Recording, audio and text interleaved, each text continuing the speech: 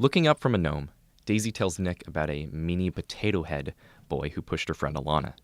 Nick says he'll come to school and make him a mashed meanie potato head. I'm surprised to hear Nick quietly snoring a while later, but at 7:15, he awakens with a start. Checking his watch, he jumps up and says, "I almost missed the meeting," and once again asks if he can borrow the car. I'm pleased that though he's exhausted and would have been content to sleep for the night, he's committed to the work of recovery, committed enough to rouse himself, splash his face with water in the bathroom sink, brush his hair out of his eyes with his fingers, throw on a clean t-shirt, and race out the house so that he will be on time. It's after 11, and Nick isn't home. I'd been so tired, but now I'm wide awake in bed, feeling more and more uneasy. There are a million harmless explanations. Often groups of people at AA meetings go out afterward for coffee. Or he could be talking with his new sponsor. I contend with two simultaneous opposing monologues. One reassuring me that I'm foolish and paranoid, the other certain that something is dreadfully wrong. But now I know that worry is useless, but it shoots in and takes over my body at the touch of a hair trigger. I don't want to assume the worst, but at some of the times Nick ignored his curfew, it presaged a disaster. I stare into the dark, my anxiety mounting. It is a pathetically familiar state. I'd been waiting for Nick for years. At night past his curfew, I would wait for the car's grinding engine when it pulled into the driveway and then went silent. At last, Nick, the shutting car door footsteps, the front door opening with a click. Despite Nick's attempt at stealth, Brutus or Chocolate Lab usually yelped a half-hearted bark. Or I would wait for the telephone to ring, never certain if it would be him. "Hey, Pop, how you doing?" Or the police, "Mr. Shep, we have your son." Whenever he was late or failed to call, I assumed catastrophe. He was dead, always dead.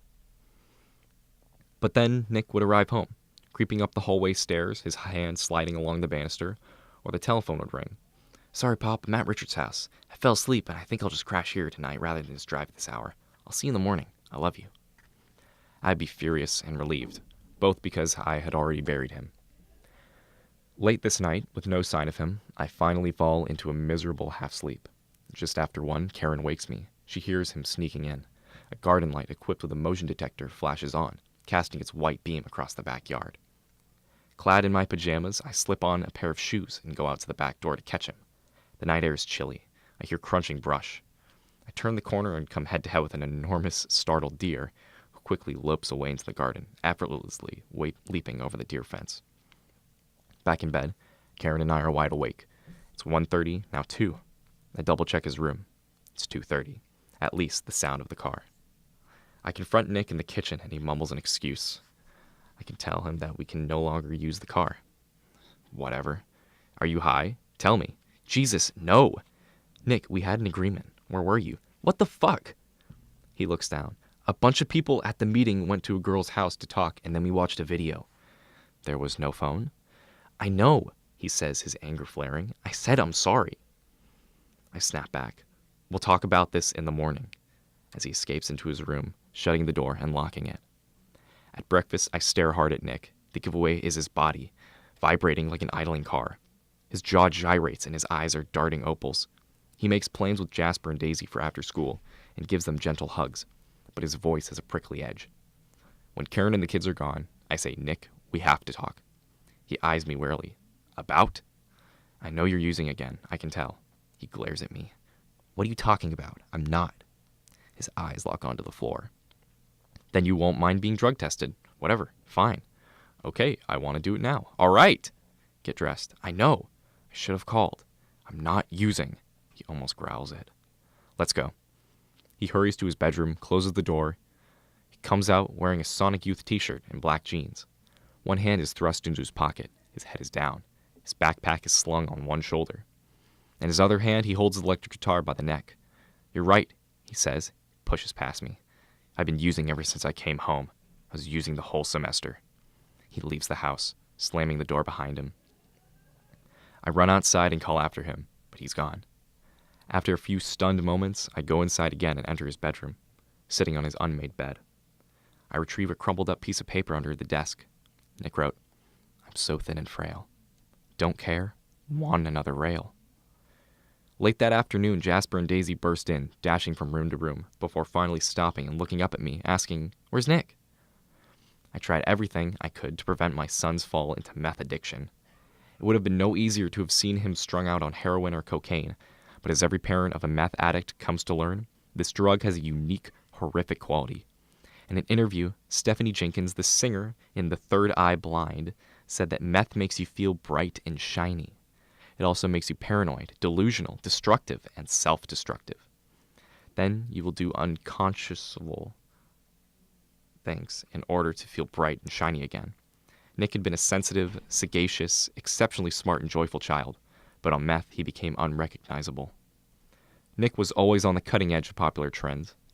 In their time, Care Bears, My Little Pony, Transformers, Teenage Mutant Ninja Turtles, Star Wars, Nintendo, Guns N' Roses, Grudge, Beck, and many others. He was a trailblazer with meth too, addicted years before politicians denounced the drug as the worst yet to hit the nation. In the United States, at least 12 million people have tried meth. It's estimated that more than 1.5 million are addicted to it. Worldwide, there are more than 35 million users. It is the most abused hard drug, more than heroin and cocaine combined. Nick claimed that he was searching for meth his entire life. When I tried it for the first time, he said, "That was that." Our family story is unique, of course, but it is universal too, in the way that every tale of addiction resonates with every other one. I learned how similar we all are when I first went to the Al-Anon meetings. I resisted going for a long time, but these gatherings, though they often made me weep, strengthened me and assuaged my senses of isolation. I felt slightly less belligerent. In addition, other stories prepared me for the challenges that would have otherwise blindsided me. They were no panacea, but I was grateful for even the most modest relief and any guidance whatsoever. I was so frantic to try and help Nick to stop his descent, to save my son. This, mixed with my guilt and worry, consumed me. Since I am a writer, it's probably no surprise that I wrote to try and make some sense of what was happening to me and to Nick, and also to discover a solution, a cure that had eluded me. I obsessively researched this drug, addiction, and treatments.